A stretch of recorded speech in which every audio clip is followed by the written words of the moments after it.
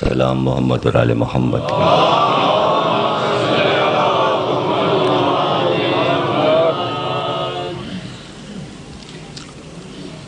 کلام پاک کی ایک آیت سرنامہ کلام میں پیش کرتے ہوئے، اور یہ آیت قرآن میں 2 بار نازل ہوئی ہے. ایک تو سورہ روم میں اور ایک سورہ بنی اسرائیل میں. بسم اللہ الرحمن الرحیم. وَآتِ ذِی الْقُرْبَىٰ حَقَّهُ وَالْمَسَاكِينَ وَابْنَ السَّبِیلِ. اے رسول، قربہ کا حق دے دیجئے اور مسکینوں کا اور مسافروں کا. چھوٹی سی آیت ہے اور 2 سوروں میں موجود ہے.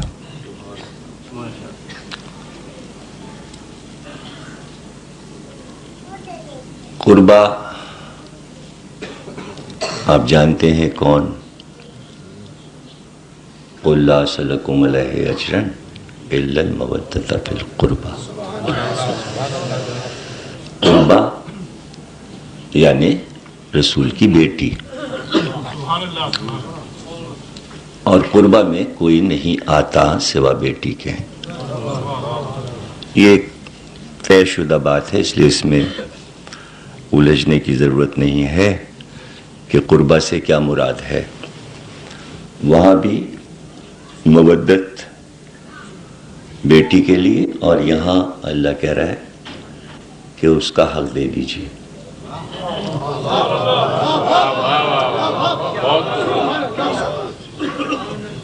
یعنی اس کا حق ابھی پیغمبر پر باقی ہے،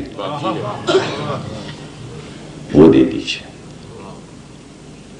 یہ آیت 7 ہجری میں خیبر کے میدان میں نازل ہوئی. ماشاءاللہ جناب، ماشاءاللہ. اور اس وقت نازل ہوئی کہ جب جنگ تمام ہو گئی اور تمام یہودی اس بات کو تسلیم کر رہے تھے کہ ہم شکست کھا گئے. تو انہوں نے آپس میں یہ طے کیا کہ پناہ حاصل کرنے کے لیے ہم مسلمانوں کے پیغمبر کے پاس جائیں، اپنے بچوں کو پیش کریں. یہ ہمارے چھوٹے بچے ہیں، ہم یہاں رہنا چاہتے ہیں، ہم کو رہنے دیجیے. جو لڑ رہے تھے وہ مارے گئے، ہم اس جنگ میں شریک نہیں تھے. تو ہم آپ کو ایک نذر پیش کرتے ہیں، اور وہ نذر ہے ہم سب نے مل کر جو ہمارے پاس سب سے بڑی جاگیر ہے جس کا نام فدق ہے، وہ ہم آپ کو پیش کرتے ہیں.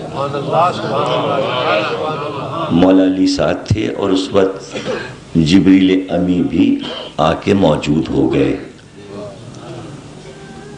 طویل واقعہ ہے کہ فدق کیسے پیش کیا انہوں نے. جبریل امی آئے تو اسے تو پیش نہیں کرنا کبھی. فدق پر جب گفتگو تفصیلی کریں گے، اور ہو سکتا ہے کہ کل اور پرسوں بھی شاگردیز میں مجلس ہے، مسلسل 3 دن مجلسیں شاگردیز میں، تو ہو سکتا ہے کہ یہ موضوع رہے اور نہیں بھی ہو سکتا، یا پھر کبھی عرض کریں گے. جبریل امی فوراً آئے. سرکار دو عالم نے فدق کو قبول کیا.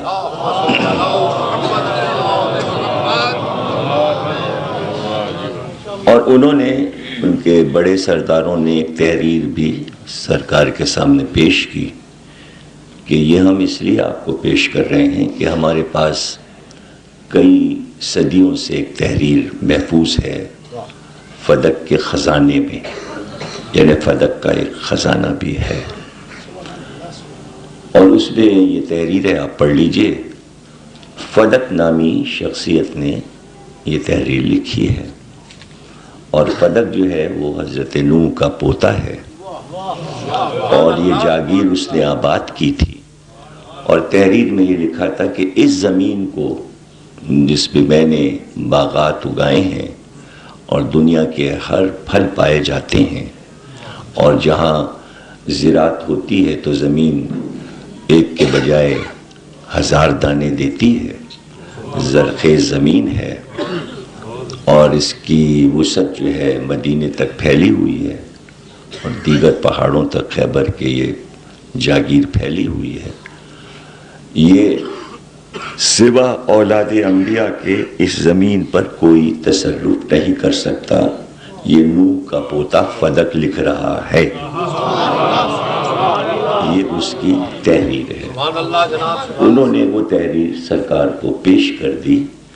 جب تحریر پڑھ رہے تھے پیغمبر، یہ گفتگو میں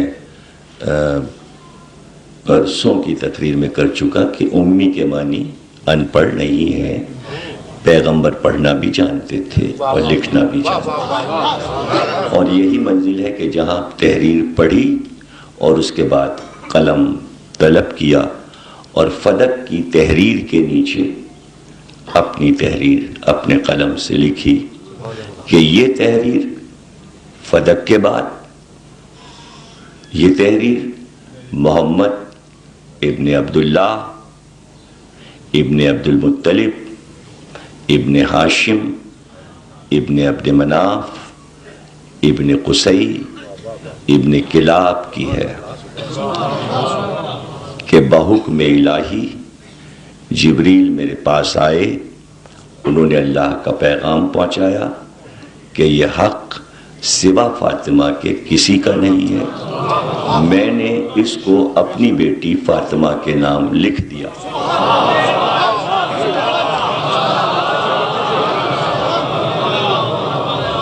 میں یہ موضوع بہت تفصیلی موضوع ہے، اس پہ میں اشرح پڑھ چکا ہوں. فدق پہ تو ایک تقریر میں تو فدق پر گفتگو نہیں ہو پائے گی، لیکن صرف یہ خیال رکھیے گا کہ میں فدق کا ذکر صرف مسائد کے ایک جملے کے لیے کر رہا ہوں، اور جب وہ ذکر ہوگا تو آپ خود ہی سمجھ جائیں گے کہ میں نے اس وقت فضائل میں فدق کا ذکر کیوں کیا.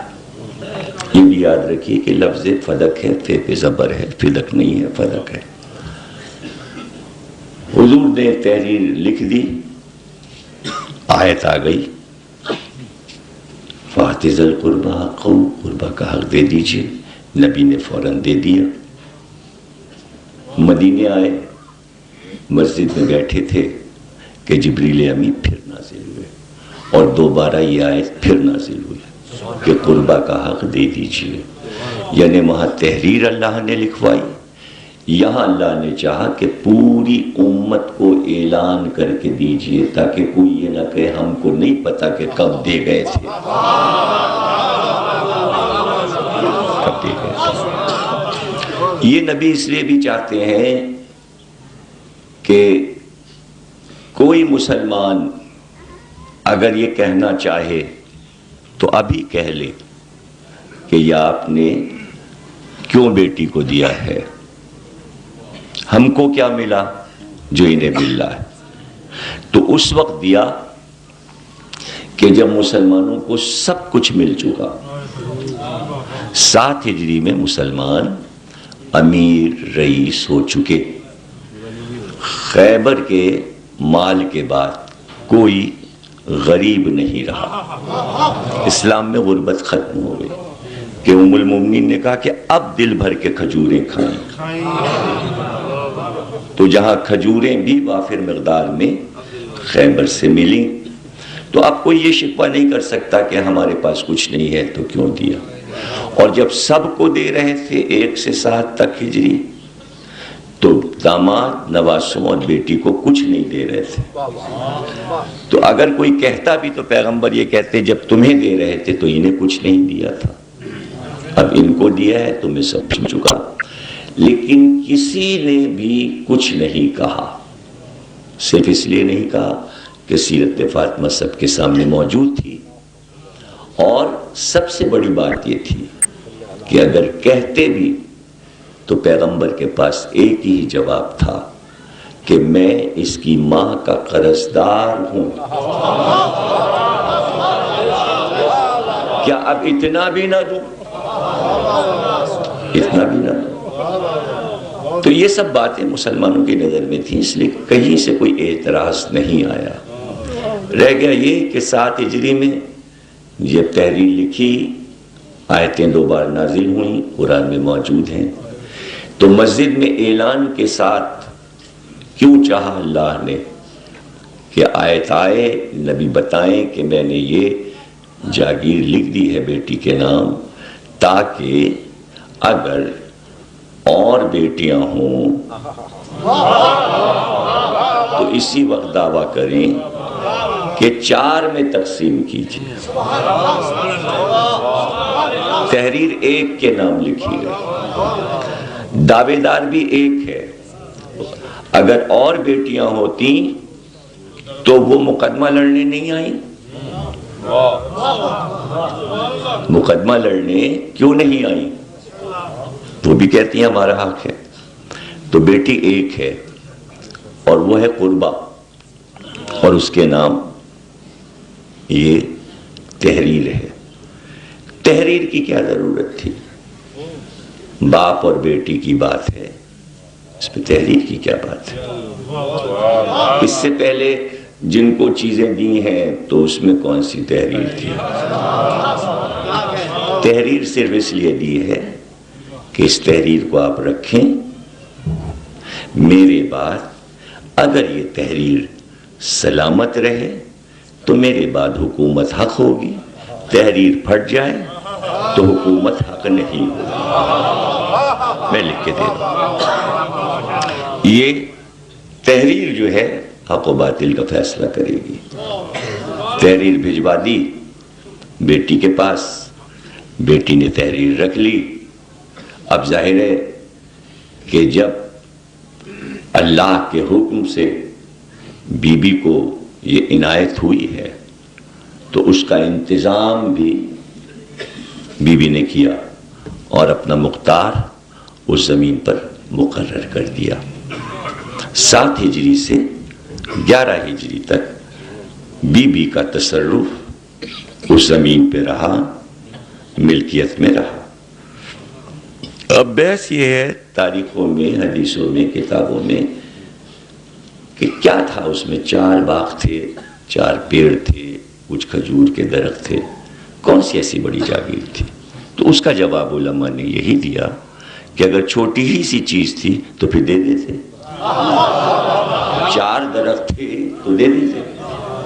نہ دینا یہ بتاتا ہے کہ بہت بڑی جاگیر ہے، چھوٹی سی چیز ہوتی تو واپس دے دی جاتی۔ تو اس کا تو یہ جواب ہے، لیکن دراصل اس میں کچھ رموز ہیں، کچھ راز ہیں جو میں عرض کرنا چاہتا ہوں۔ پہلی بات تو یہ کہ اللہ نے بیٹا نہیں دیا۔ دنیا سمجھتی ہے کہ باپ کا وارث بیٹا ہوتا ہے، بیٹی دی ہے۔ اللہ ثابت کرنا چاہتا ہے کہ بیٹی بھی وارث ہو سکتی ہے۔ اگر میں اس وقت اپنے دین میں اس بات کو نہیں منواؤں گا تو قیامت تک کوئی بیٹی اپنے باپ کی میراث نہیں پا سکے گی، اور اسلام میں عورت کا احترام باقی نہیں رہے گا۔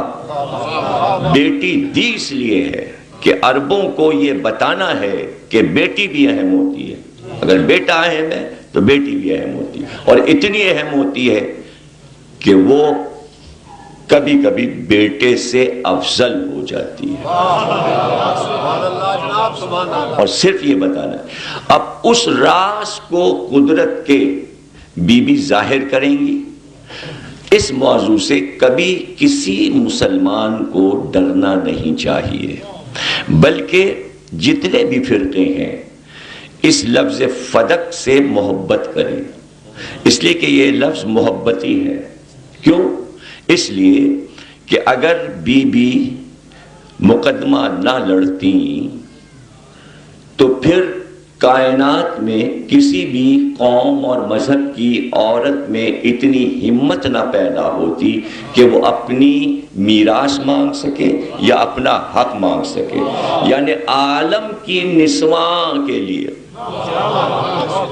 تمام عورتیں کائنات کے لیے ایک مثال قائم کی کہ تم کمزور صنف ہو، حق اگر چھین لیا جائے تو خاموش نہ ہو جانا،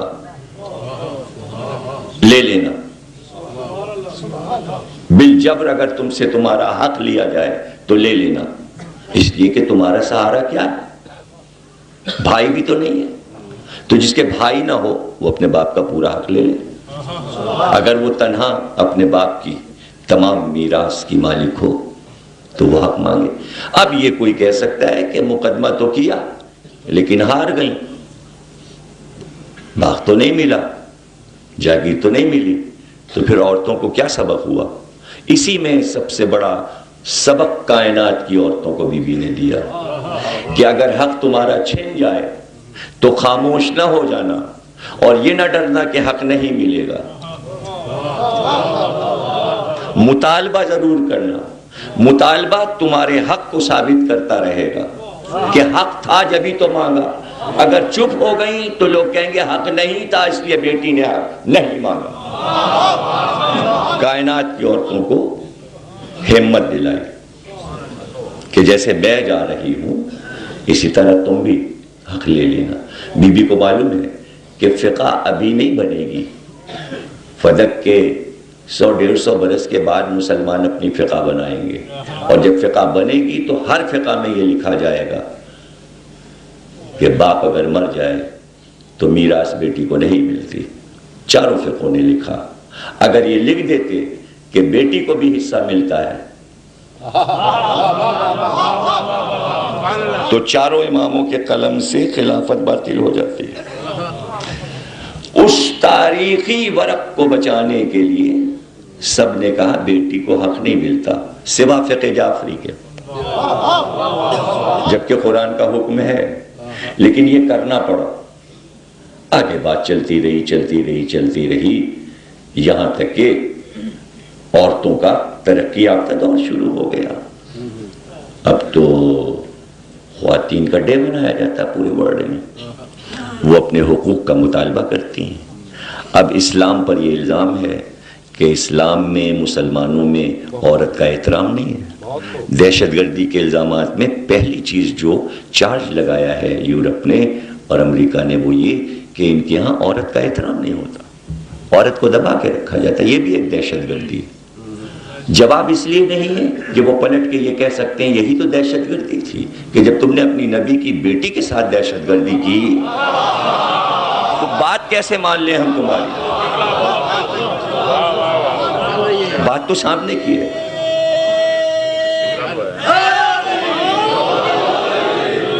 اب یہ قدرت کا ایک انتظام ہے کہ اتفاق سے لبنان میں جب اسمبلی الیکشن ہوتا ہے، ووٹنگ ہوتی ہے، تو وہاں آبادی کے لحاظ سے یہ ہوتا ہے کہ چونکہ شیعہ سنی اور عیسائی برابر کی آبادیاں ہیں تو ایک کا صدر ہوتا ہے، ایک کا وزیر اعظم اور ایک کا اسپیکر.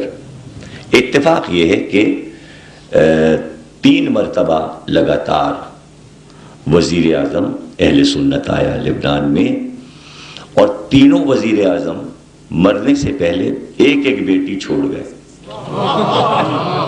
اور اخبارات کے اعلان کے مطابق ان کو یہ اعلان کرنا پڑا کہ فقہ جعفری کے مطابق میں اپنی میراث اپنی بیٹی کو دے کے جا رہا ہوں، اس لیے کہ 4 فقہ میں نہیں ہے. یہ میں چھوٹی چھوٹی مثالیں، یہ تو آپ کے پاکستان کی بھی مثال دیتا ہوں کہ حکیم سعید کا قتل ہوا تو اتنی بڑی کروڑوں کی جائیداد چھوڑ کے مرے، تو ان کی بیٹی راشدہ. اب ظاہر ہے کہ حکومت کہتی کہ صاحب راشدہ نے کیسے قبضہ کر لیا ہمدرد پر، لیکن ملا بیٹی کو، جبکہ حکیم سعید اہل حدیث تھے اور لکھ کے جاتے کہ ہمارے ہاں بیٹی کو حق نہیں ملتا. یہ قوم کے نام کر رہا ہوں ہمدرد. جس کا دل چاہے آ کے بیٹھ جائے اس کے اوپر، لیکن دے گئے بیٹی کو تو ہر ایک اپنی بیٹی کو دینا چاہتا ہے۔ جب محمد کی بیٹی کی بات آتی تو بحث کرنے لگتے ہیں کہ تھا حق کے نہیں تھا۔ اور اس کے بعد آپ نے دیکھا کہ ضیاء الحق کے دور میں جب عورتوں نے اپنی اسٹرانگ کمیٹی بنائی تو ان کے دور میں مطالبہ کیا کہ بیٹی کو حق کیوں نہیں ملتا، تو نظریاتی کونسل میں فقہ کے اصول بدلتے ہوئے ضیاء الحق کو اعلان کرنا پڑا کہ بیٹی اپنے باپ کی میراث پائے گی، آپ لوگ پریشان نہ ہو۔ اور اب پاکستان میں ملتی ہے بیٹی کو میراث۔ یہ فتح کس کی ہے؟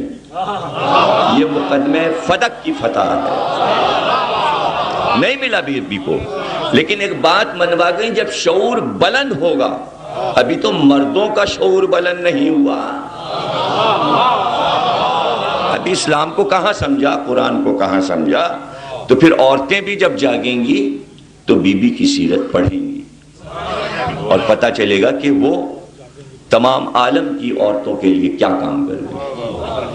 تم ملے یا نہ ملے حق، مطالبہ ضرور کرنا، یہ ایک بات بی بی نے سکھائی۔ نہ ملے، لیکن قیامت تک نہ ملنے کے باوجود یہ کتنی عجیب بات ہے کہ فدق منسوب بی بی سے ہے، ملکیت میں نہیں رہا،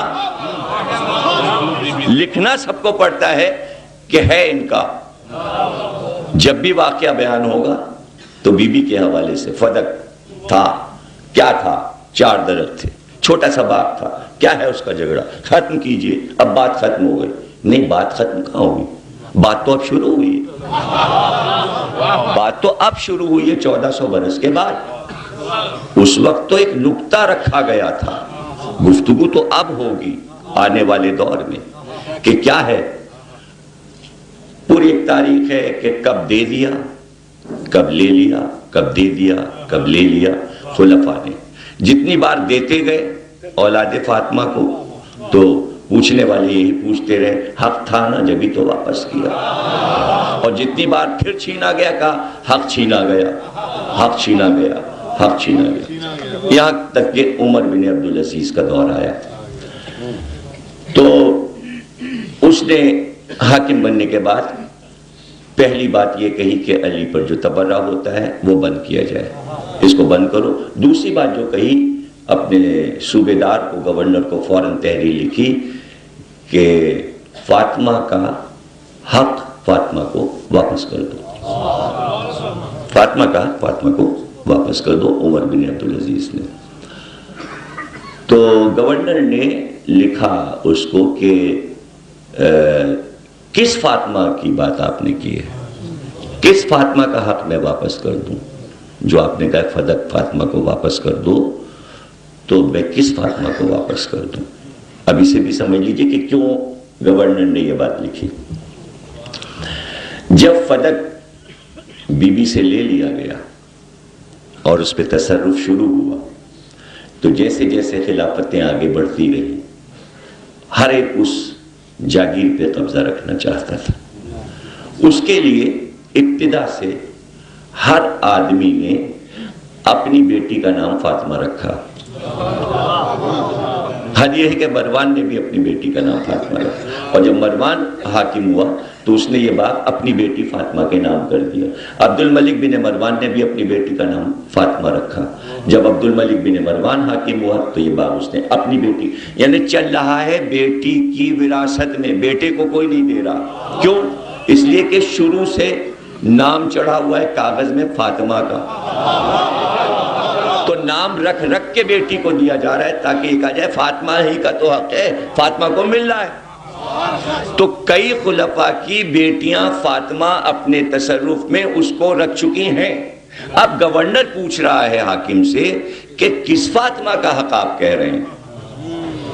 عمر بن عبدالعزیز نے کہا کہ کیا تم نے سورہ بقرہ نہیں پڑھا کہ جب اللہ نے بنی اسرائیل سے یہ کہا کہ گائے کی قربانی کر دو تو بنی اسرائیل نے یہ پوچھا گائے کس رنگ کی ہو، کالی ہو، سفید ہو، لال ہو.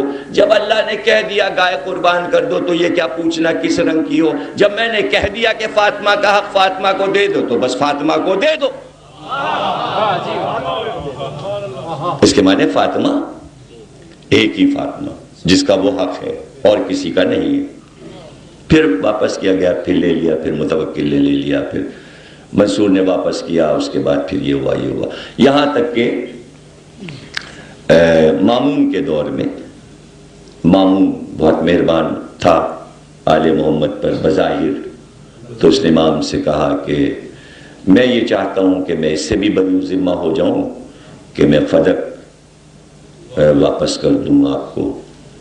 تو آپ ایسا کیجئے کہ وہ اس کا نقشہ بنا دیجئے، فدق کا یہ کاغذ رکھا ہے اس پہ نقشہ بنا دیجئے تاکہ میں اپنے گورنر سے کہہ کے اس کو آپ کے نام کرا دوں. امام نے نقشہ بنا کے دے دیا. تو نقشہ تھا اسلامی حکومت کا آذربائیجان سے لے کے یمن تک پوری مامون کی حکومت کا نقشہ، مصر سے لے کے عرب تک، یعنی جتنے ممالک اسلامی حکومت میں تھے. سب سے بڑی سلطنت تھی اس وقت عباسیوں کی، دنیا کی تمام ریاستوں میں سب سے بڑی ریاست اسلامی تھی. تو اس نے دیکھے کہا یہ تو آپ نے ہماری حکومت کا نقشہ بنا دیا. تو آپ نے فرمایا تو کیا تو فدق کو کوئی چھوٹا سا باغ سمجھ رہا ہے؟ فدق کو چھوٹا سا باغ سمجھ رہا ہے؟ کہ تو وضاحت کیجئے فدق کیا ہے؟ کہ آسمان نے سایہ نہیں کیا زمین پر کہ جہاں جہاں فدق نہ ہو.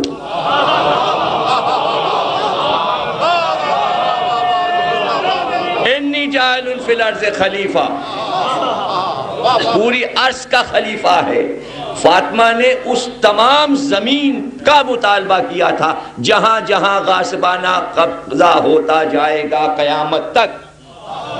یہ آج کا مطالبہ نہیں ہے کہ مدینے میں کیا ہے، جب قبضہ ہوگا.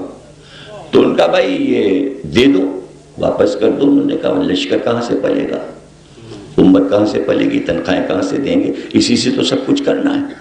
تو اب کیا طے ہوا کہ ہم آپ سے کہیں کہ یہ لیجئے 5,000 روپے اور بزنس شروع کر دیجئے آپ 5,000 روپے میں، اور آپ 10 برس کے بعد واپس آئیں کہ اب تو ہمارے پاس 15-20 لاکھ روپیہ ہے، وہ جو آپ نے 5,000 دیا تھا ہم نے دیکھیے اس میں یہ مکان بنوا لیا، یہ گاڑی لے لی، یہ لے لیا، وہ لے لیا، وہ لے لیا. یہ آپ کا احسان ہے. یہ ہے کل 5,000 آپ کے، یہ سب ہے آپ کا. یہ بڑھتا گیا ہے، اس میں ترقی ہوئی ہے، برکت ہوئی ہے، لیکن ہیں یہ وہی 5,000. بات سمجھ گئے نا؟ یا کسی اور طریقے سے سمجھو. اسلام جہاں تک بڑھتا جائے گا رہے گا وہ فاطمہ کا فدق، اس لیے کہ اول میں فدق سے پلا.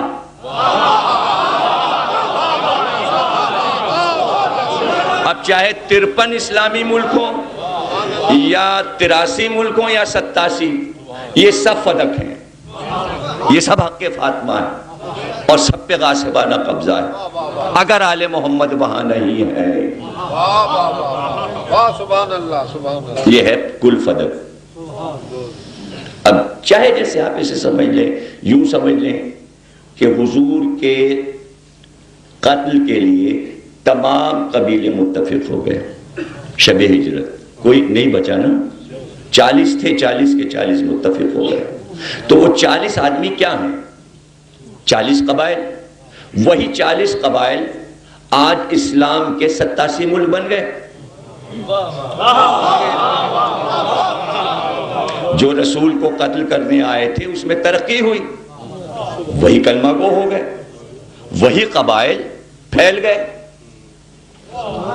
یعنی رسول کے قاتلوں کی نسلیں پوری دنیا میں پھیل گئیں. اب وہ 87 ملک ہوں، 53 ہوں یا 83 ہوں، یوں سمجھ لیجئے یا یوں سمجھ لیجئے، جیسے چاہے سمجھ لیجئے. تو کہاں کہاں نہیں ہے فدق؟ ہر جگہ ہے. تو فدق کا مطالبہ نہیں کیا تھا. ابن ابی الحدید معتزلی نے اپنے استاد سے پوچھا کیوں نہیں دے دیا؟ کہ کیسے دے دیتے؟ آج فدق دے دیتے، کل وہ کھڑی ہوتی کہ میرے شوہر کی خلافت دے دو. وہ فدق کا مطالبہ تھوڑی تھا، وہ تو حق کے شوہر مانگ رہی تھی. ابن ابی الحدید معتزلی تو بڑی بحث ہے اس پر، بڑی کتابیں ہیں، اور ایک بڑا دلچسپ موضوع ہے یہ، خوفناک موضوع نہیں ہے۔ اب اس کا میں آپ کو خاکہ پیش کے دے رہا ہوں کہ ہوا کیا۔ ہوا یہ کہ طے یہ ہوا کہ بھئی جب خزانہ خالی ہو، رسول اللہ نے کوئی خزانہ تو بنایا نہیں تھا، سمجھیں نا، ایک بادشاہ مرتا ہے، دوسرا بادشاہ آتا، اس کو اطمینان ہے، خزانہ ہے۔ ہر ملک میں ایک صدر، ایک وزیر اعظم جاتا ہے تو اسے اطمینان ہے، اسٹیٹ بینک تو ہے، کچھ نہ کچھ ڈالر تو پڑے ہوں گے نا، جو کمی بیشی ہوگی ہم مانگ لائیں گے، اگر انہوں نے ڈالر نہ دیے تو وہاں سے ریال لے آئیں گے، کہیں نہ کہیں سے تو مل ہی جائے گا، تو خزانہ پورا ہو جائے گا، ملک چلے گا۔ تو ایک مرکز تو ہے نا خزانے کا، نبی نے کوئی مرکز بنایا ہی نہیں تھا، کوئی بینک تھا ہی نہیں، تو خالی ہاتھ کی خلافت تھی، لکڑی کا ممبر تھا، اس پہ بیٹھنا تھا۔ نہ کوئی رسول نے صوبے بنائے تھے، نہ کوئی اسٹیٹ بنائی تھی، نہ کوئی فوج بنائی تھی، نہ کوئی گورنر بنائے تھے، نہ کوئی حکومت بنائی تھی، نبوت بنائی تھی، وہ چلانا مشکل تھا۔ نبوت بنائی تھی، حکومت نہیں بنائی تھی۔ اگر وہ حکومت ہوتی تو قرآن میں اللہ کہیں کہتا ہے میں نے اپنی نبی کو حکومت دی ہے، تو ایسی تو کوئی بات تھی نہیں، تو حکومت نہیں تھی تو خزانہ بھی نہیں تھا۔ نئی چیز ایک بنی تھی، نبوت کے بعد ایک نئی چیز بنی تھی، نبوت کا کنٹراس، یعنی نبوت اگر سفید رنگ کی ہو تو یہ کالے رنگ کی ایک چیز بنی تھی، کنٹراس، کالا اور سفید۔ اب کنٹراس میں اندھیرا ہی اندھیرا تھا، اس لیے کہ جب نئی حکومت بنتی ہے تو مسائل پیدا ہوتے ہیں، یہ کہاں سے ہوگا، یہ کہاں سے ہوگا، یہ کیسے ہوگا، یہ کس طرح ہوگا۔ رہتے تو چھوٹے سے دیہات مدینے میں ہیں، پیسہ کہاں سے آئے گا، فوج کو کہاں سے کھلائیں گے، یہ کیسے چلا رہے تھے اسلام۔ ابھی اسلام فوج پہ تھوڑی چل رہا تھا، ایک بھائی پہ چل رہا تھا، وہ گیا فتح کر کے آ گیا، مال پڑا میدان میں، سب گئے لوٹ لائے، گھر میں بھر لیا۔ سسٹم تو ایک ہی تھا، سسٹم ایک ہی تھا، نہ کوئی کمانڈر بنانے کی ضرورت پڑی، نہ کوئی علمدار بنانے کی ضرورت پڑی، نہ کوئی گورنر بنانے کی ضرورت پڑی۔ جو کام ہوا، علی جاؤ یہ کر لو، جاؤ علی یہ کام کر لو، علی گئے کرا۔ دعوت ذوالعشیرہ سے لے کے فتح مکہ تک سارے کام علی نے کر دیے، تو کسی منسٹری کی ضرورت ہی نہیں، سارا چارج وزیر کے پاس ہے۔ قرآن نے دو ہی ذکر کیا، آپ ہیں یا آپ کا وزیر۔ نبی کو بادشاہ نہیں کہا لیکن علی کو وزیر کہا۔ نہیں سمجھ رہے ہیں، نبی کو بادشاہ نہیں کہا لیکن علی کو وزیر کہا، اور کہا وزرک۔ وزرک کیوں کہا؟ وزرک سے وزیر ہے لفظ، اس کے معنی کیا ہے؟ اس کے معنی ہے بوجھ، اور بوجھ شاید یہاں 5ویں 4 میں جسے پڑھتے ہوئے میں نے کبھی اس کے بارے پچھلے سال کہے تھے، دوہرا رہا ہوں چونکہ ضرورت پڑ رہی ہے۔ تو وزر کے معنی ہے وزن اٹھانا، وزر کے معنی، اور جو وزن اٹھائے اسے کہتے ہیں وزیر۔ لیکن وزن کہاں پہ اٹھایا جائے؟ کاندھے پہ نہیں، کمر پہ۔ جب کمر پہ وزن آتا ہے تو آدمی جھک جاتا ہے، رکوع میں ہو جاتا ہے، جتنا وہ جھکے گا اتنا زیادہ وزن اٹھا سکتا ہے۔ یہ سائنس کا لیور ہے، یعنی جتنی گول چیز ہوگی اس سے آپ بھاری چیز اٹھا سکتے ہیں، یہ مشین ہے۔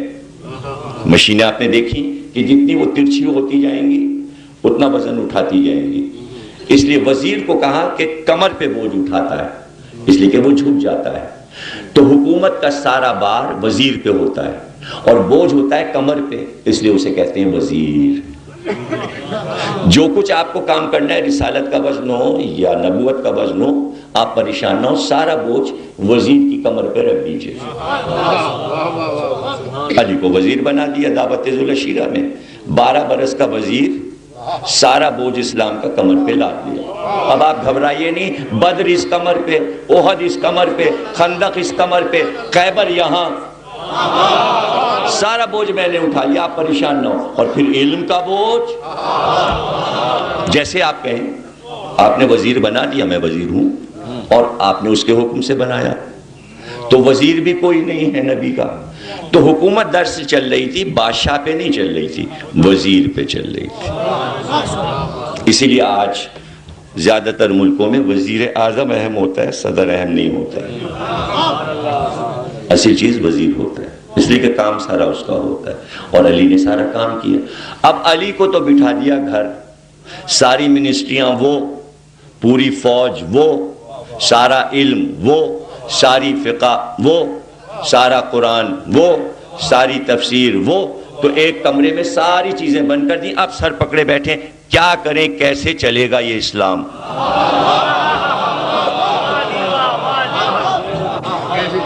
کیسے چلے گا؟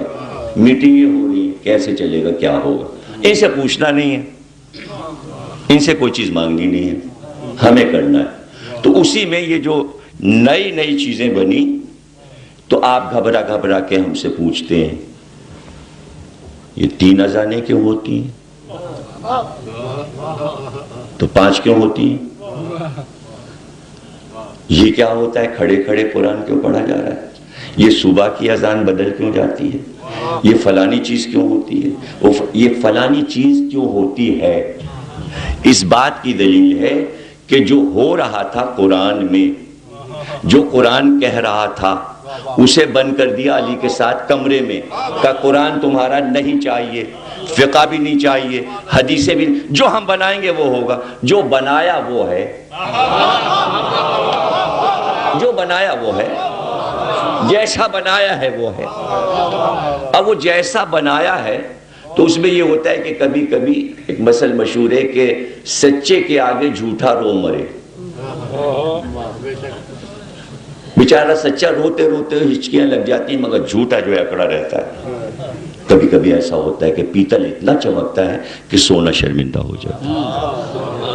اب سونے سے یہ پوچھا جاتا ہے کہ یہ بتائیے کہ یہ سونا ہے کہ نہیں۔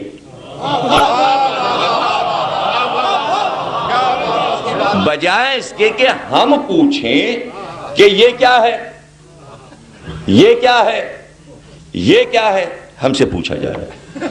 اچھا ہم خوش ہیں، کیوں خوش ہیں؟ کہ ہم آپ سے نہیں پوچھتے۔ آپ کل بھی علی سے پوچھ رہے تھے، آج بھی علی والوں سے پوچھ۔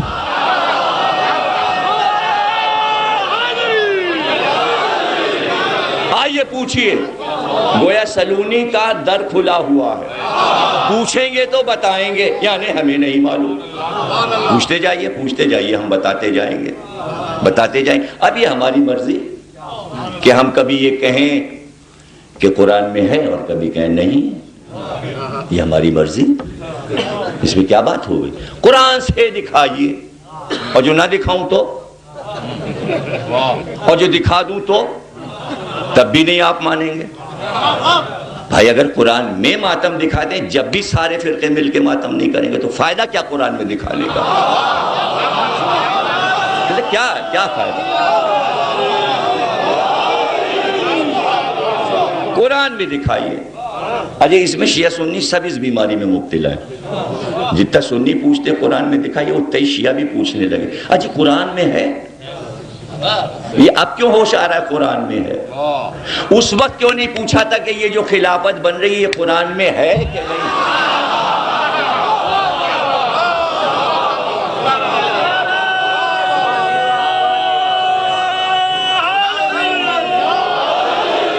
سب کو مان لیا، سب کو مان لیا۔ بروان کے 6 بیٹوں کو مان لیا حاکم۔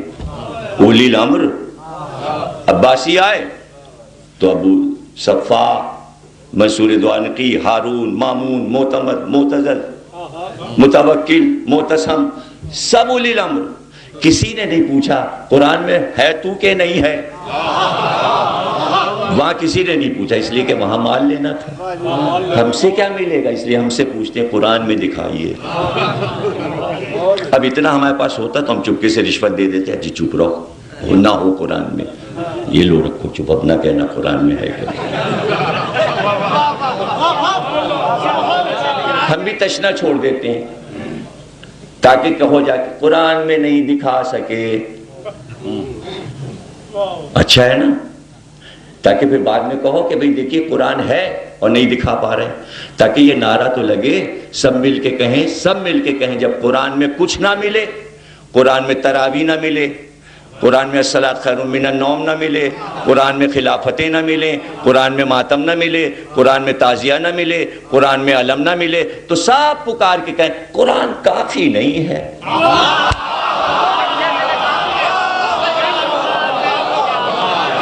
کافی ہوتا تو دکھا دیتے۔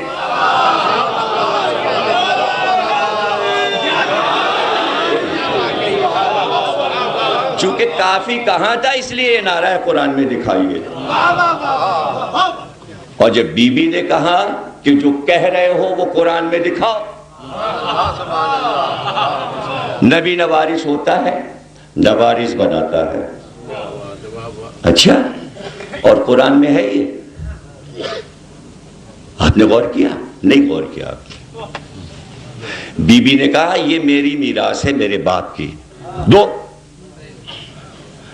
کہا تھا نبی سے قرآن کافی ہے، جب قرآن کافی ہے تو قرآن کی آیت پڑھ کے بی بی سے کہو آپ کا حق نہیں ہے۔ اگر کافی ہوتا تو آیت پڑھتے، حدیث لانا پڑی۔ نبی یہی لکھانا چاہ رہے تھے کہ قرآن کافی نہیں ہے، قرآن کے ساتھ میرا قول بھی رہے گا، آل محمد کا قول بھی رہے گا، پڑھی نہ حدیث، نہیں سمجھے۔ کہا تھا قرآن کافی ہے، بی بی نے منوا لیا تم تو اہل حدیث ہو۔ حدیث پڑھی، بننے کو تیار نہیں تھے اہل حدیث، شخصیت نہیں لے رہے تھے، قول نہیں لے رہے تھے۔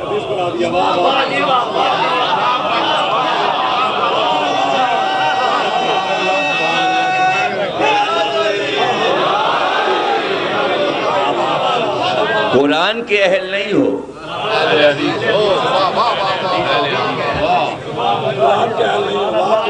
بی بی نے کہا کہ یہ تو اولاد سے متعلق حدیث ہے نا، تم سے کہا مجھ سے نہ کہا۔ اور پھر بی بی نے آیت پڑھی، کیا تم قرآن کو پس پشت ڈال چکے اور الٹے قدم پرانے دین پہ جا چکے؟ پڑھو تو قرآن۔ وَوَرِثَ سُلَيْمَانَ داؤد، جب داؤد مرے تو سلیمان داؤد کے وارث ہوئے۔ قرآن میں آیت ہے داؤد بھی نبی، سلیمان بھی نبی، نبی وارث ہوتا بھی ہے، وارث بناتا بھی ہے۔ آیت سے حدیث چھوٹی کر دی، وہیں سے بی بی نے بتایا اب جھوٹی حدیثیں بنیں گی، اور معیار میں بتا رہی ہوں، حدیث آئے تو آیت سے ملا لینا، اگر آیت سے کنٹراسٹ ہو رہی ہے تو حدیث جھوٹی، آیت سچی، یہی معیار ہے۔ جو حدیث قرآن میں نہ ہو وہ حدیث سچی نہیں۔ دیکھا نہیں تم نے کہ زکریا نے محراب عبادت میں وارث مانگا، اللہ نے کہا میں یحییٰ جیسا وارث دے رہا ہوں۔ وراثت گنوائی آل ابراہیم کی، مریم سے عیسیٰ تک۔ قرآن میں وراثت بھری پڑی ہے، باپ کی وراثت اولاد پا رہی ہے، بیٹی پا رہی ہے، عمران کی وراثت مریم پا رہی ہے، اور قرآن ذکر کر رہا ہے، اور نانا سے وراثت عیسیٰ لے رہے ہیں، اور تم مجھ سے یہ کہہ رہے ہو قرآن میں وراثت نہیں ہے۔ قرآن میں وراثت نہیں، کیا ہو گیا تم؟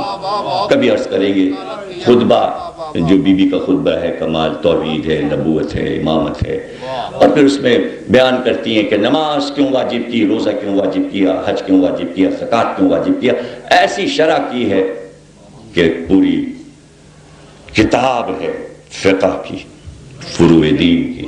پھر اس کے بعد بتایا توحید کیا ہے، عدل کیا ہے، نبوت کیا ہے، امامت کیا ہے، قیامت کیا ہے، اور اس کے بعد قرآن پہ بولی قرآن کیا ہے، اور اس کے بعد بولنا شروع کیا اب سنو ولایت کیا ہے اور علی کیا ہے، اور جو فضائل مولا کے پڑھے، اور یہاں سے شروع کیا کہ تم اس بات کی گواہی دے رہے ہو اور دو گے، یہ بات تم سے پوشیدہ نہیں کہ جب بھی میدان جنگ میں جنگ کی آگ بھڑکی تو میرے بابا نے تم سب کو محفوظ رکھا، اور جنگ کی آگ میں میرے شوہر کو بھیج دیا۔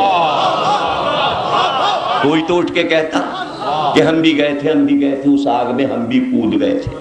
بی بی نے کہا جنگ کی آگ میں میرے شوہر کو بھیج دیا اور تم سب کی حفاظت کی، آج تک محفوظ ہو تم، تمہاری حفاظت کی، تمہیں اپنے پاس بٹھایا، علی کو بھیج دیا۔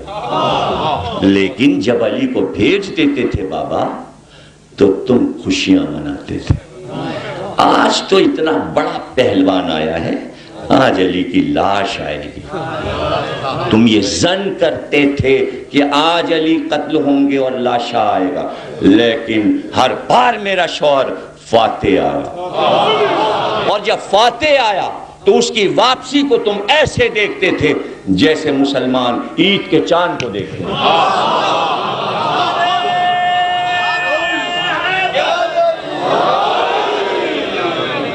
اور یوں آتا تھا میرا شوہر فاتح جیسے جنگل میں برسات کی فوار میں پانی کی لڑیوں میں شیر جھوم جھوم کے چلے، اور تم علی کی چال دیکھتے رہے۔ یہ شوہر ہے پہلو میں اور عصمت قصیدہ پڑھ رہی ہے امامت کا۔ دربار خلافت میں امامت کا قصیدہ پڑھ کے بتایا، قصیدہ یوں لکھا جاتا ہے علی کا، ایسے ہوتی ہے علی کی مدح، اور یہ ہے ولایت۔ دعویٰ کیا میراث کا، دعویٰ کیا خمس کا، کلیم کیا ملکیت کا، مقدمے پر مقدمے لڑے۔ اور یہ ذہن میں رکھیے، اسلام میں کوئی کورٹ نہیں ہے۔ ابھی کورٹ بنے گا، ابھی تو یہ طے ہو رہا ہے نماز کب ہوگی، ٹائم کیا ہوگا، کس کس وقت ہوگی۔ پریشانی، بہت زیادہ پریشانی۔ ان کا بھائی کیسے پڑھائیں گے، اس لیے کہ صبح علی موجود ہوتے ہیں، وہ جماعت کراتے ہیں، پھر ظہرین کی جماعت کراتے ہیں، پھر مغربین کی جماعت، ہم کس وقت کرائیں گے۔ میراب میں تو وہ بیٹھ گئے ہیں، میراب تو ان کے باپ دادا کیے بیٹھے ہوئے، اس میراب میں تو کھیل کے جوان ہوئے ہیں علی، یہ محراب کیسے چھین لیں۔ سبحان اللہ سبحان اللہ۔ یہ تو کبھی مرتے دم تک محراب نہیں چھوڑیں گے، جملے کا مزہ نہیں لیا نا۔ میراث ہے محراب علی کی، تو مر کے ہی ہٹیں گے محراب سے، اور یہی ہوا۔ تو محراب تو کوئی نہیں لے سکا، ان کا بھائی وقت بدل دو۔ اب سمجھے،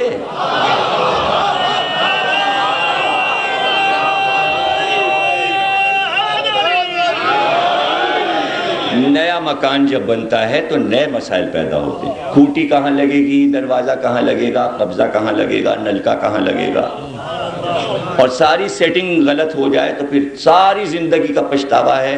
بعد میں پوتے پوتیاں ابا کو گالیاں دیتے، کیا بنا کے چلے گئے، یہ کہاں نل لگا دیے، یہ کیا کر دیا، وہی ہو رہا ہے اسلام، یہ کیا کیا ہے، یہ کہاں کر گئے، یہ کیا کر دیا۔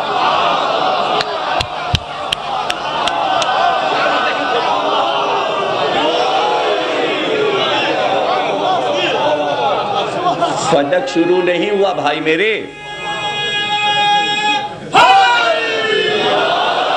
فدق نہیں شروع ہوا، 1 گھنٹہ ہو گیا۔ یہ عجیب بات ہے، ابھی تک میں شروع نہ کر سکا اور 1 گھنٹہ ہو گیا۔ تو اب انشاءاللہ کل شاگردیز میں مکمل فدق پھر سنیے گا۔ میرے خیال میں ہاشم گردیزی صاحب اگر تشریف فرما ہو تو ٹائم بتائیں شاگردیز کا۔ جی 7 بجے، کل 7 بجے شاگردیز میں انشاءاللہ، چونکہ پھر آگے بھی ایک اور مجلس ہے، اس لیے 7 بجے پابندی ہے وقت کے ساتھ۔ بی بی نے کہا کہ یہ کورٹ میں بنا رہی ہوں، شعور سیکھو۔ میرے لیے سب سے آسان طریقہ تھا یہ لینے کا، فاتح خیبر سے کہتی ہوتا کون ہے کوئی میرے بابا کی چیز کو غصب کرنے والا، اڑا دو جا کے سر، جو تلوار سے لے لو۔ کیسے مختار کو نکالا، رحمت العالمین کی بیٹی ہوں اور رحمت ہوں، ایک قانون بنا کے جاؤں گی۔ پہلا قانون جو اسلامی بنایا کورٹ کا،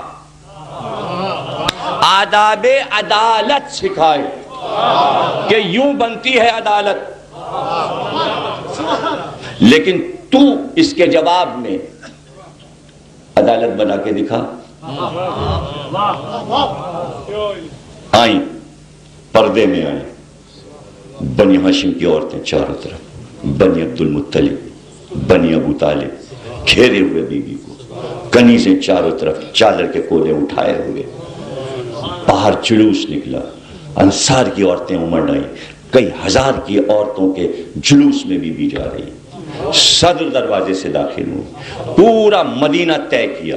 حالانکہ گھر کے دروازے کے سامنے ممبر ہے، یوں نکلے تو سامنے آ جائیں، لیکن پورے شہر کو بتایا کہ پتہ چلے نبی کی بیٹی کہاں جا رہی، تاکہ سب آئیں، آ کے سونے کیا بات ہوگی. اور اس کے بعد پردہ کھینچا گیا ممبر کے سامنے، پردہ ڈالا کنیزوں نے، پردہ پڑ گیا. اور حسن مصنع کی روایت ہے یہ جو خطبہ سنایا ہے امام حسن کے بیٹے نے، وہ فرماتے ہیں اس وقت میری دادی کے لیے ایک کرسی لا کے رکھی گئی پردے کے پیچھے، اور میری دادی اس کرسی پہ تشریف فرما ہو. چاروں طرف کنیزیں کھڑی ہو گئی. گویا بی بی نے بتایا کہ یہ ممبر جب ہے ممبر جب ہمارے پاس ہو.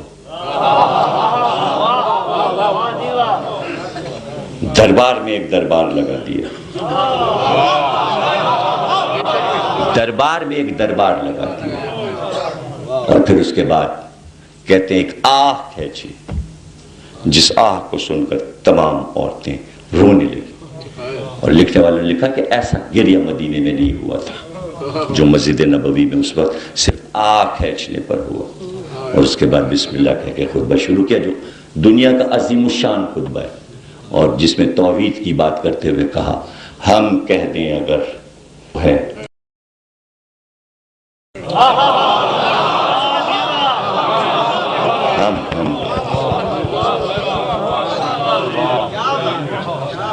اور بڑے جملے نبوت کے بارے میں ہے. اور اس کے بعد یہ پوچھا تم میں کوئی ہے جو اٹھ کر یہ کہے محمد میرا باپ تھا؟ ساری حسرتوں کو پامال کر دیا، 3 بیٹیوں کا قصہ وہیں ختم کر دیا. ہے تم میں کوئی؟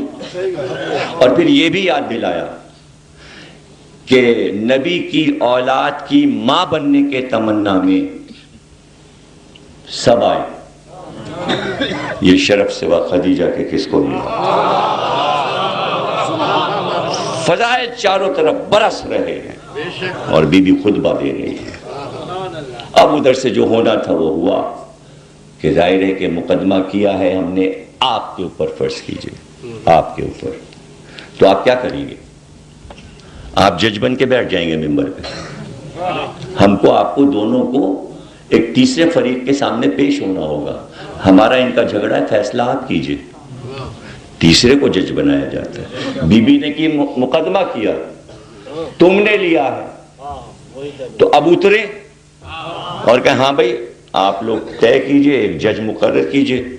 ایک کٹہرے میں ہم ہیں، ایک طرف یہ کھڑی ہوئی ہیں، یہ اپنے دلائل دیں، ہم اپنے دلائل دیں گے، فیصلہ آپ کیجئے. خود ہی فیصلہ کرنے بیٹھ گئے. تو جب خود ہی فیصلہ کریں گے آپ تو آپ تو اپنے حق میں کریں گے.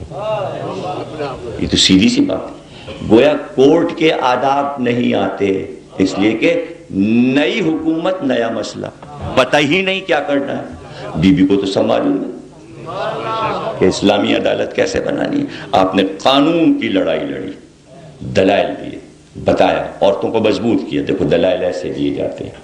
ان کا بھائی کہاں، وہ تو وہی پرانی گھسی پٹی بات، گواہ ہے.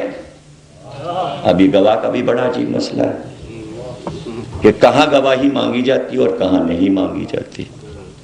جب کافر یہ کہیں الذین کفروا لست مرسلا، تم مرسل نہیں ہوں، تو اللہ یہ نہیں کہے گا کہ گواہیاں چاہیے، بلکہ قل کفی باللہ شہیدا بینی و بینکم ومن عندہ علم الکتاب. بس 2 گواہ کافی ہیں، ایک میں ہوں اور ایک جو عالم کتاب ہے وہ گواہ ہے. جب کافروں نے گواہ مانگا تو ایک اللہ گواہ بن گیا، ایک علی کو بنا لیا، بس کافی ہے. رسالت پہ 2 گواہ کافی ہیں. عیسائی آ گئے، انہوں نے کہا نہیں عیسیٰ جو ہیں وہ تو خدا کے بیٹے ہیں. تو نبی نے کہا نہیں خدا تو وہ ہے.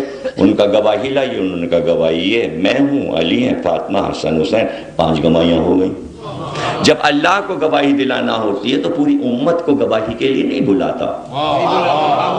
آپس میں آپ ایک دوسرے کے مقدمے لڑکے گواہیاں مانگتے رہیں. یہاں یہ مسئلہ نہیں ہے. ہر جگہ گواہ نہیں مانگا جاتا. بی بی سے گواہ مانگنا ہی نہیں تھا، اس لیے کہ کونوا مع صادقین، سچوں کے ساتھ ہو جاؤ، یہ ہیں سچے. سچوں سے گواہی نہیں مانگی جاتی. کس بات کی گواہی؟ گواہی کی کوئی ضرورت. لیکن وہ ایک قانون جو اپنے لیے تھا، سمجھے ان کے لیے بھی وہی قانون ہے. یہی ہو رہا ہے کہ جو فقہ ہمارے لیے اتری ہے ہم اس کو لا کے کہتے ہیں یہ علی نے یہ کیوں نہیں کیا، حسن نے یہ کیوں نہیں کیا، حسین. ارے بھائی یہ تمہارے لیے فقہ ہے، اس کے آئینے میں ائمہ کیا دیکھ رہے ہو؟ یہ امت کے لیے احکامات ہیں، ان کے لیے کچھ اور ہے.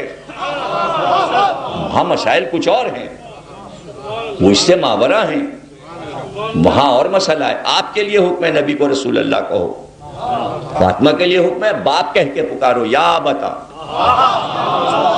یہ حکم الگ ہے، آپ کے لیے حکم الگ ہے. تو آپ اور وہ ایک نہیں ہے کہ اپنی جس چیز پہ آپ اپنی نماز کو آپ ائمہ کی نماز میں ناپتے ہیں. کہاں آپ کی نماز اور کہاں پہ نماز بھائی نماز افضل کہ حسین افضل؟ یعنی آپ کی نماز جو ہمیں نہیں پتا کہ پڑھتے میں کیا کیا سوچا، اور حسین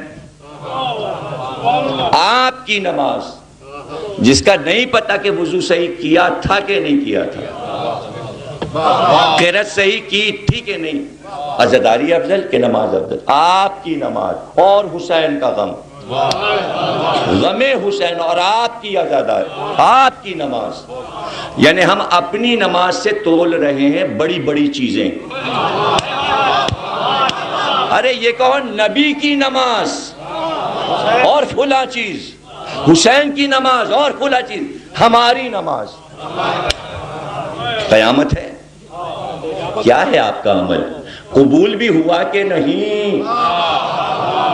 وہ اس قابل بھی ہے کہ بانٹ ترازو کا بن سکے؟ وزن کر سکتی ہے یہ کہ نہیں؟ پلے میں ہے ٹکی ہوئی یا منہ پہ ماری گئی یا دیوار پہ پھینکی گئی؟ یہ بھی حدیث تو ہے نا. کیا ہے مکانہ باقی؟ کیسی باتیں ہیں؟ امت رہے. آل محمد انہیں رہنے دے، کھینچ کے امت میں نہ لائے اور خود آل محمد میں نہ جائے. ہم امت ہیں، امت رہیں گے. ہمیں وہاں نہیں جا کے رک جانا ہے. آراف کی منزلوں پہ ہم نہیں بلائے جا رہے ہیں. ہم ہو سکتے نہیں ہو سکتے. آپ کا عمل ہے، آپ کا عمل آپ کو مبارک، اپنے ساتھ رکھیے. جیسا ہے اچھا ہے، برا جیسا بھی ہے. اس کو پیمانے نہ بنائیے، اس میں ناپیں گے فلاں چیز، اس میں ناپیں گے. کبھی پڑھی کبھی نہیں پڑھی، دل چاہا تو صبح کی پڑھ لی. ہاں جی ہم سو رہے ہیں بس ختم پٹھا نہیں، کوئی نہیں اٹھائے، ہم رات کے جاگے ہوئے. کیا ہے نماز آپ کی؟ آپ کو پتہ بھی ہے آداب نماز کیا ہے، اور پھر اس سے آپ ناپنے کو تیار ہیں. فلاں چیز ناپ لو، یہ پڑھ لو. اول نماز اول نماز، اللہ بھی تو اول ہے. صاحب نماز سے بڑھ کے کوئی چیز نہیں ہے، نماز سے بڑھ کے کوئی چیز نہیں. اچھا نہیں ہے. نماز افضل کہ نبی افضل؟ نماز افضل کہ اللہ افضل؟ تو کہیں تو کوئی چیز تو نماز سے افضل ہوئی.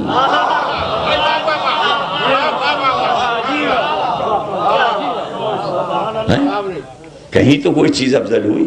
اور یہ بھی یاد رکھیے گا، یہ جتنی فقہ کی چیزیں کہیں کہیں حرام ہو جاتی ہیں. فروع کی کوئی چیز کبھی حرام نہیں ہوتی. کبھی در نبوت امامت قیامت، نماز حج روزہ زکوٰۃ یہ کبھی حلال کبھی حرام.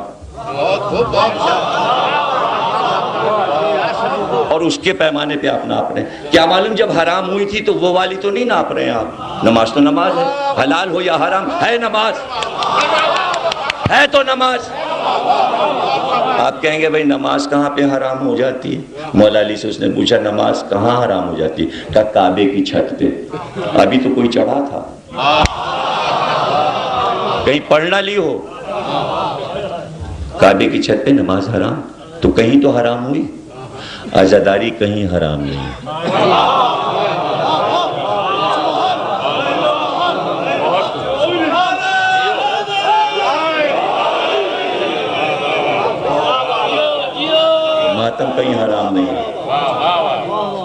کہیں حرام نہیں.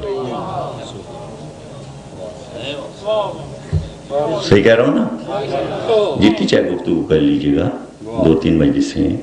تو بی بی نے یہ سمجھایا ہم جہاں ہیں ہمیں وہاں رہنے دو. اور حضور نے کہا کبھی قیاس نہ کرنا امت پر ہماری آل کا،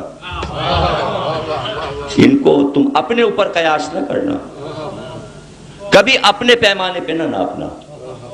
بی بی امام حسن کی بیٹی ام الحسن، چوتھے امام کی زوجہ، حج کر رہی، حج کرتے طواف کرتے حجر اسود پہ ہاتھ رکھ دیا. امام ابو حنیفہ پیچھے سے آئے، ان کا آپ نے یہ الٹے ہاتھ سے بوسہ لیا، کہ تم ہمیں سکھاؤ گے؟ تم آل محمد کو سکھاؤ گے؟ رسول نے کہا تھا آل محمد کو سکھانے کی ضرورت محسوس نہ کرنا اور کوشش نہ کرنا، اور تم مجھے سکھاؤ. تمہارے عقل نہیں ہے کہ عورت سیدھے ہاتھ سے نقاب پکڑے گی تو الٹے ہاتھ سے؟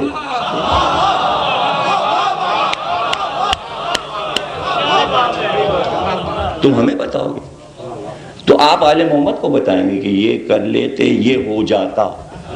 کیوں ہو جاتا؟ کہ آپ کی مرضی سے اسلام چل رہا تھا، آل محمد کی مرضی سے چل رہا تھا اور اب بھی چل رہا ہے. اس میں یہ نہیں کہ یہ کیوں نہ ہو گیا، سب کچھ ہو سکتا تھا. بی بی نے کہا بھائی آپ تلوار لیجئے اور سب کا صفایا کر دیجئے، اس لیے کہ نہ امت میری نہ میں امت کی، میں اس امت سے ناراض ہوں. کہا آپ کہتی ہیں تو میں جاتا ہوں. تلوار اٹھائی ذوالفقار. کہا پھر آپ دیکھیے گا ہوتا کیا ہے. اگر علی تلوار نکال لے گا، میں جا رہا ہوں. صحن تک آئے، اذان ہوئی، مؤذن نے کہا محمد رسول اللہ. علی رکے، مڑے، کہا فاطمہ یہ چاہتی ہو کہ میں جنگ کروں یا یہ چاہتی ہو باپ کا نام قیامت تک رہے اسی طرح اذان میں؟ آ جائیے ابو الحسن، واپس آ جائیے، آ جائیے واپس آ جائیے. کہیے فاطمہ سے رات کو رویا کریں یا دن کو؟ آپ کی امت آئی تھی اور کہتی ہے رات کو رویا کرو یا دن کو. اچھا تو ان سے جا کے کہیے زیادہ دن مہمان نہیں ہوں، میں زیادہ دن مہمان نہیں، میں ان میں زیادہ دن نہیں رہوں گی.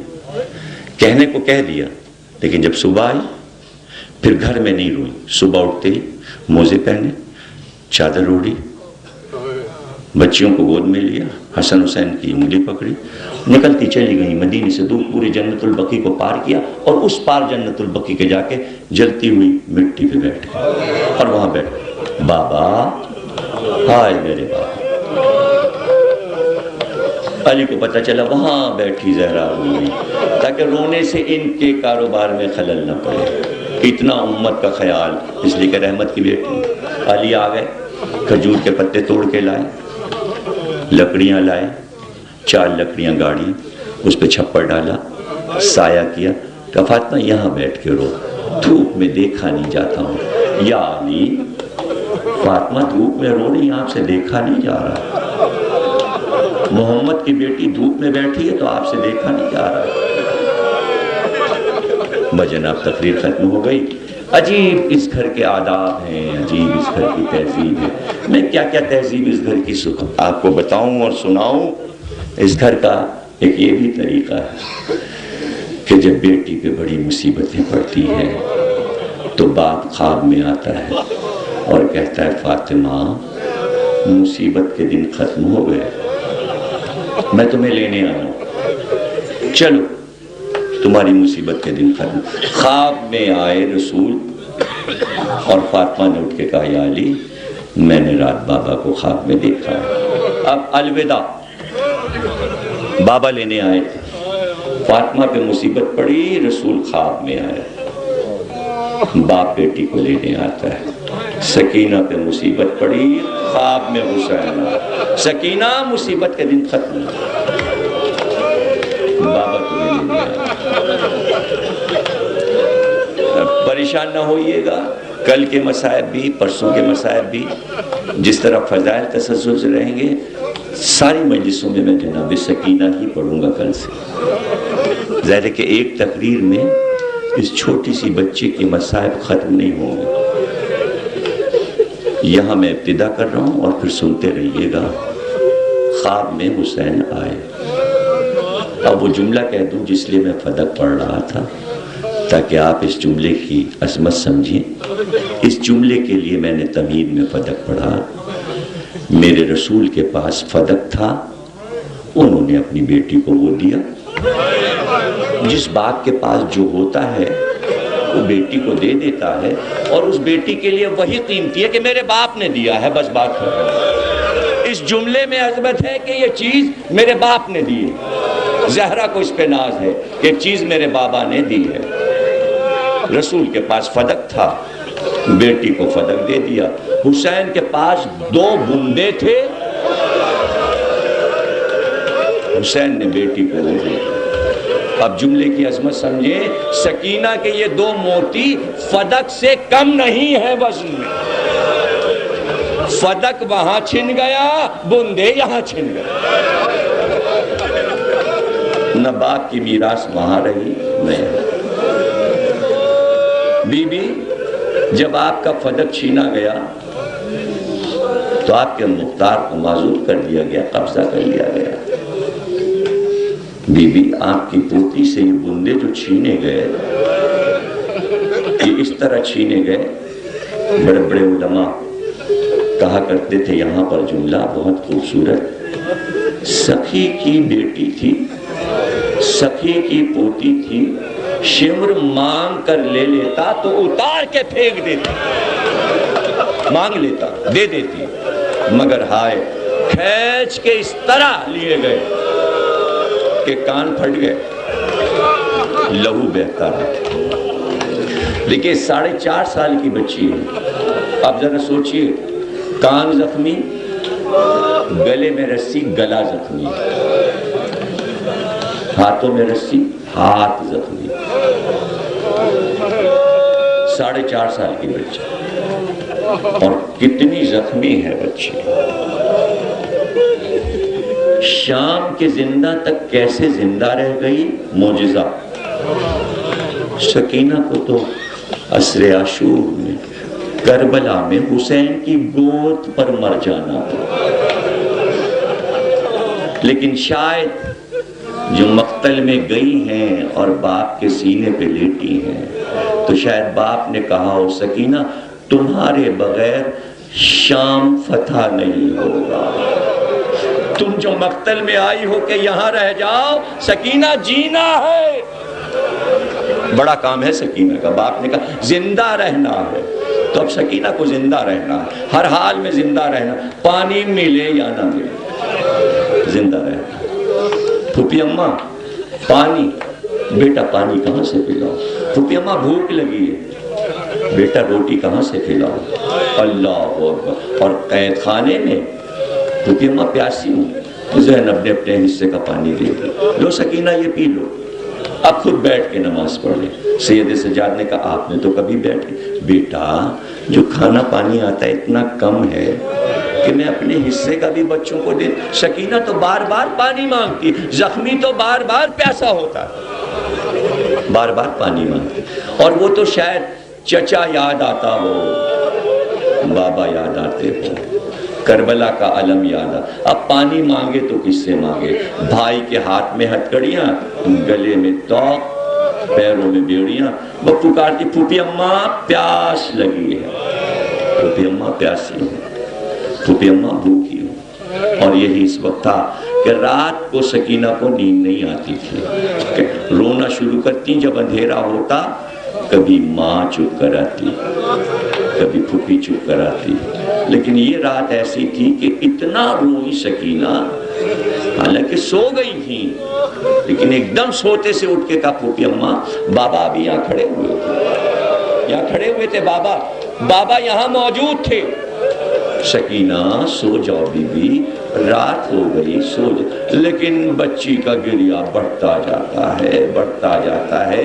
قاضی اللہ شوستی لکھتے ہیں اتنا گریہ ہوا سکینہ کے رونے پر کہ بیویاں بھی رونے لگی، اور وہ لکھتے ہیں کہ یہ آواز یزید کے محل سے ٹکرانے لگی گریہ کی، اور جس صندوق میں حسین کا سر رکھا تھا اس کا تالا ٹوٹ کے گرا، سر حسین ہوا پہ بلند ہوا اور قید خانے کی طرف ہوا پہ پرواز کرتا ہوا سر حسین چلا۔ جب در زندہ کے قریب پہنچا تو در زندہ کا تالا ٹوٹا، در زندہ کھلا۔ جب حسین کا سر زندہ میں آیا تو روشنی پھیل گئی۔ بس اتنا کہہ سکی، میں تو کہہ رہی تھی پھوپھی اماں، وہ آئے بابا، آ گئے بابا۔ اور ایک بار دامن کو پھیلا کے سکینہ نے کہا، بابا میری گود میں آ جاؤ، آ جاؤ بابا میری گود میں آ جاؤ۔ سر حسین سکینہ کی گود میں آیا۔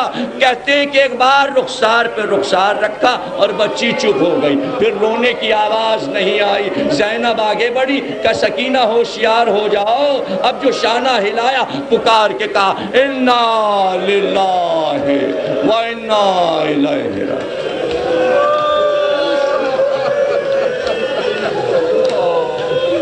بچی مر گئی۔ مرزا دبیر نے کہا، سر کی بلائیں لی، کلمہ پڑھا اور مر کے رہ گئی۔ مر گئی بچی، زندہ میں مر گئی۔ قیامت اب اٹھی۔ کہتے ہیں کہ میت پر سکینہ کی وہ بین ہوئے۔ ذرا سوچئے، رباب کے لیے تو قیامت تھی، وہ بچہ گود کا وہاں سو گیا کربلا میں۔ یہ بچی جو سہارا تھی، اس کی میت سامنے پڑی۔ اب سب سے بڑی فکر یہ تھی کہ سکینہ کو دفن کیسے کیا جائے۔ معصومہ کا جنازہ زندہ سے نکل نہیں سکتا، ہم کسی کی مدد آل محمد لے نہیں سکتے۔ یزید کے پیغامبر آئے، پتہ چلا ہے کہ کسی بچی کا انتقال ہو گیا، اگر تمہیں کفن چاہیے تو ہم کفن بھجوا دیں۔ بی بی نے رو کے کہا، تیرا بھیجا ہوا کفن ہمیں نہیں چاہیے، ہاں اگر تو کر سکتا ہے لوٹے ہوئے سامان میں میری ماں فاطمہ زہرا کی ایک چادر ہے، اگر اسے بھجوا دے تو میں اپنی بچی کو اپنی ماں کی چادر میں لپیٹ کے دفن کر دوں۔ لیکن کوئی جواب نہیں آیا۔ شہید ثالث لکھتے ہیں کہ کوئی جواب نہیں آیا، چادر نہیں آئی، لوٹ کا سامان نہیں آیا۔ پھوپھی بھتیجے کو دیکھ رہی تھی، بھتیجا پھوپھی کو دیکھ رہا تھا۔ ایک بار کا پھوپھی اماں اگر آپ اجازت دیں تو میں سکینہ کو دفن کروں۔ اسی ہتکڑیوں کے ہاتھ سے کیسے قبر کھودی، زندہ میں قبر بنائی۔ کہتے ہیں جب کفن دینے کا وقت آیا تو آپ کے زین العابدین نے سر کا امامہ اتارا، امامہ بچھایا، بچی کو اس امامے میں لپیٹا، سکینہ کو دفن کر دیا۔ سکینہ کو دفن کر دیا، زندہ میں قبر بن گئی۔ پریشان ہونے کی ضرورت نہیں کہ وہاں رقیہ کہتے ہیں لوگ، رقیہ وہی سکینہ ہے جسے ایرانی رقیہ کہتے ہیں، وہی سکینہ ہے۔ اس لیے کہ بی بی کے نام بہت سے تھے، جیسے جناب سیدہ کے بہت سے نام ہیں۔ باپ سکینہ کہتا تھا، اس لیے سکینہ کہتا تھا کہ سکون ملتا ہے بیٹی کو دیکھ کر۔ ماں امینہ کہتی تھی، دادا نے کچھ اور نام رکھا، دادی کچھ اور پکارتی تھی، تاریخ میں کوئی اور نام آیا، کسی نے رقیہ کہا، کسی نے زینب کہا، کسی نے امیمہ کہا، لیکن مشہور سکینہ اس لیے ہوا کہ یہ نام حسین کو پسند تھا۔ وہیں زندہ میں اب تک قبر ہے، سارے قیدی زندہ سے چھوٹ گئے مگر سکینہ زندہ سے نہیں چھوٹی۔ منہ نہ دیکھیں میرا پلیز، خدا کے لیے ایسا مت کیا کیجئے۔ مجھے بڑا افسوس ہوتا ہے، تابوت آئے گا، تابوت آ رہا ہے مظلوم سکینہ کا، اور پھر وہ نوجوان جن کو ہمت دی ہے اللہ نے، میں بار بار یہ بات کہتا ہوں، بزرگوں کو چھوڑ دیجئے، وہ تو 2.25 مہینے روتے ہیں، عبادت بھی کرتے ہیں، مجالس بھی پڑھتے ہیں، لڑکوں کو کیا ہو گیا؟ آپ دیکھتے ہیں کیا میں اپنے آپ کو کہیں سے بوڑھا محسوس کرتا ہوں؟ وہ کون سا لمحہ ہے کہ ہر جملے پہ میں اپنے کو جوان نہیں محسوس کرتا ہوں، اور ہر جملے کو میں فورس کے ساتھ آپ کو نہیں پہنچاتا ہوں۔ آپ جوانوں کو کیا چاہیے؟ روئیں، آواز سے روئیں، تیز روئیں، سر کو پیٹ کے روئیں، سینے کو مار کے روئیں، ہائے حسین کہہ کے روئیں، ہائے سکینہ کہہ کے روئیں۔ منہ مت دیکھو، منہ سے بولو، بولو بولو، گونگے مت بنو، گونگے نہیں بنو ورنہ گونگے ہو جاؤ گے، منہ سے لفظ نہیں نکلے گا، پھر قبر میں جواب نہیں دے پاؤ گے سوالوں کا۔ یہاں بولنا سیکھو، میں کہتا ہوں وہ بولو، کہو ہائے سکینہ، ہائے حسین، ہائے سکینہ، ہائے حسین۔ میں کتنا